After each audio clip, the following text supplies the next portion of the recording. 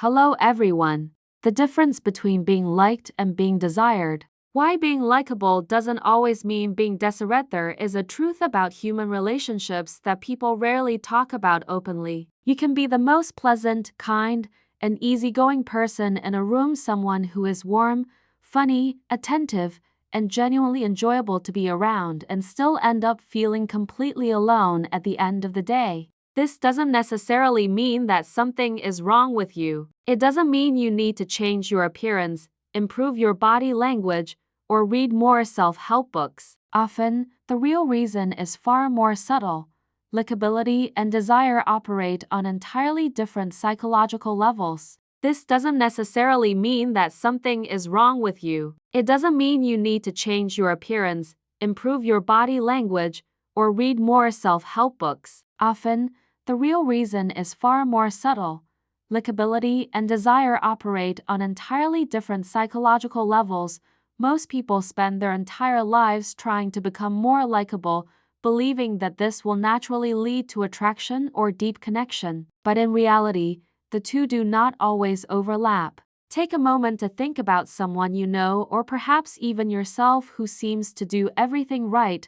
They are considerate, responsive, emotionally supportive, and always available when someone needs them. People enjoy their company, and no one has anything negative to say about them. Yet despite all of that, something still feels missing. What's missing is a certain emotional tension, a subtle pull that makes someone linger in another person's mind long after the interaction is over. It's that mysterious quality that makes someone think about another person late at night, not because they are confused or upset, but because something about that person left a lasting impression they cannot fully explain. Understanding that gap between being liked and being desired is the key topic here, and some of the ideas involved may feel counterintuitive at first, because society often teaches us that kindness, constant availability, and agreeableness are the direct path to attraction and connection. While those qualities are valuable, they are not the whole story. To understand why, we need to look at human psychology, particularly concepts such as attachment theory, social cognition, and the neuroscience of anticipation and reward. This isn't about playing manipulative games or creating artificial scarcity to make someone want you. Instead, it's about understanding how desire actually works in the human mind. The difference between comfort and desire. When you meet someone interesting, the natural instinct for many people is to become extremely available. They reply instantly to messages, rearrange their schedule to make time, and go out of their way to show interest and reliability. On paper, this makes them an excellent partner candidate, and often, the other person genuinely likes them. But liking someone does not necessarily mean feeling a deep pull toward them. The reason lies in a psychological distinction between comfort and tension. Being likable creates comfort. Comfort is essential for trust, friendship, and long-term relationships. However, comfort alone rarely sparks desire. Desire usually requires an additional ingredient, a subtle sense of uncertainty or emotional energy that keeps the mind engaged. When someone focuses too heavily on being liked, they may begin shaping their behavior entirely around the other person's feelings. They soften their edges, avoid disagreement, and prioritize approval over authenticity. While this makes them pleasant to interact with, it can also make them less memorable. Attraction is not a logical equation where kindness plus consistency automatically leads to passion. Desire is emotional. It responds to experiences that stimulate curiosity, surprise, and authenticity. Psychological trigger number 1. Mystery and an active inner life. Many people misunderstand the idea of mystery. They think it means withholding information, responding slowly to messages, or intentionally being vague. But true mystery is not about hiding things. Instead, it comes from having depth that has not yet been fully discovered. Psychologists describe something called the information gap theory, which explains how curiosity works. People become curious not when they know nothing, but when they sense that there is more information just beneath the surface. When someone reveals their entire life story within the first few conversations, every past trauma, every struggle, every detail, they unintentionally close that gap. There is little left for the other person's mind to explore. People who naturally spark intrigue often have an active inner life. They are pursuing goals, exploring ideas, questioning things, and continuously growing. Their identity is not a finished story, it is an ongoing process. Because of this, conversations with them feel like opening a door into something deeper,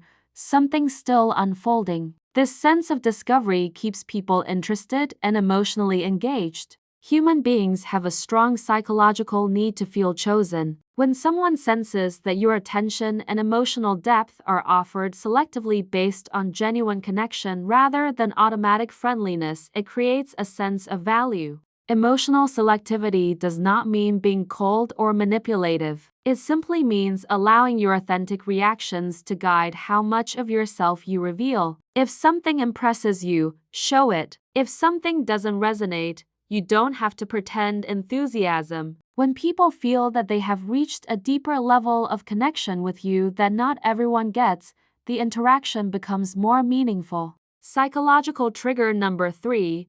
Presence without need. The final principle might be the most powerful. Presence without need. Many interactions contain a subtle underlying desire for approval. People unconsciously monitor the other person's reactions, adjusting their behavior to maintain positive impressions. Even when it is subtle, this emotional hunger can be felt, and it creates pressure. Desire, however, tends to move away from pressure and toward abundance and ease. Presence without need does not mean pretending not to care. It means being internally secure enough that your sense of worth does not depend on the outcome of the interaction. When someone is genuinely comfortable with themselves, someone who enjoys their own company and trusts their identity, they bring a calm, grounded energy into interactions. They are present not because they need validation, but because they are genuinely interested. Psychologists sometimes refer to this as non-anxious presence, the ability to remain stable even in uncertain situations. People who embody this quality often feel naturally magnetic. Their calm confidence invites others closer without effort.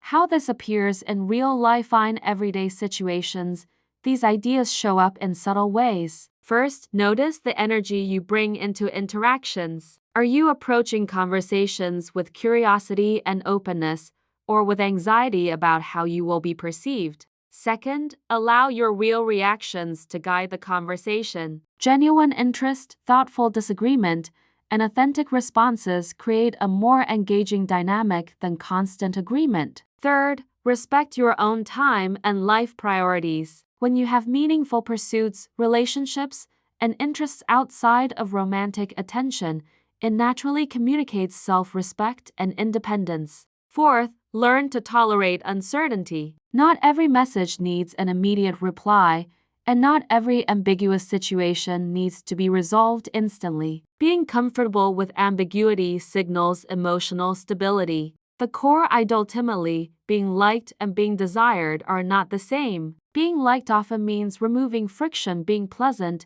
agreeable, and easy to interact with. These qualities are valuable and important for healthy relationships. But desire emerges when someone's presence creates an experience. It arises when a person has a rich inner life, authentic reactions, emotional groundedness, and a sense of completeness within themselves. The most magnetic people are rarely magnetic because of clever strategies or perfect communication. They are magnetic because they seem fully alive in their own lives. Their presence feels genuine, their attention feels intentional, and being chosen by them feels meaningful. And that is the deeper goal: not to be desired by everyone, but to become the kind of person whose presence and interest truly matter.